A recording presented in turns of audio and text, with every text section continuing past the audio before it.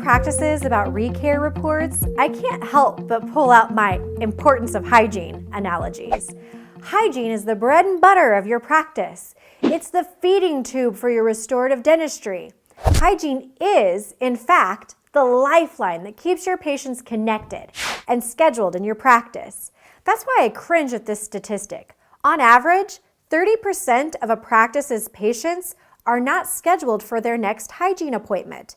That's 30% of your patients falling away from your practice, out of the schedule, likely not being seen for the restorative treatment they probably need more than anyone in your patient base. Now, the report itself is straightforward. It shows us patients who are current or past due for continuing care, with or without a scheduled appointment. You should, as with all reports, have someone, whether admin or hygiene, who owns this report. That doesn't mean they make all the calls, but they delegate recare duties and see to it that your recare list is shrinking. That's why you should consider running a recare report in your software at least once a week. But I always say, anytime a hygienist has downtime, a cancellation, or a gap in the schedule, work that recare report. I love when you hygienists make those recare calls because you are, in many cases, the reason the patient stays with your practice. So you've run the report and you're ready to reach out to these patients. Hygienists, that call might sound like this. Hi, Mrs. Jones. I've noticed you haven't been in for a while for your cleaning and you're not scheduled. I do have a 10 a.m. opening this Thursday and I thought of you. Let's get you scheduled at that time so we can catch up. And then use that pause. If you're an administrator, it may sound like this. Mrs. Jones, Sarah noticed you haven't been in for a while, and she was concerned that you're past due and not scheduled. She told me she's got a 10 a.m. for you this Thursday. If you're available, it's yours. Again, the pause.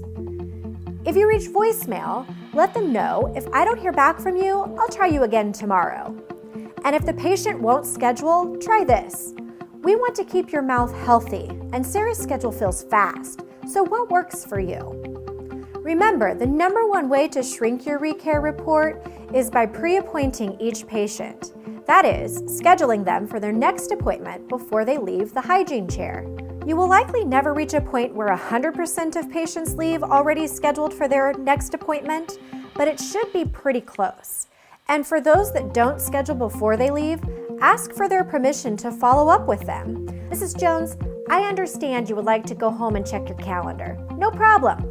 I'll tell you what, if I don't hear from you, I will follow up with you next Tuesday morning. Would that be okay?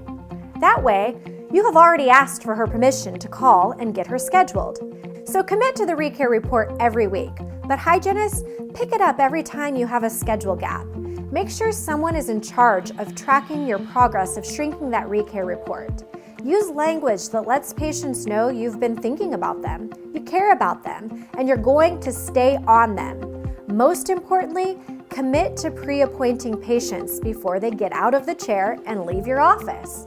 And admin, remember, running and working the recare report is a great use of that hour of power.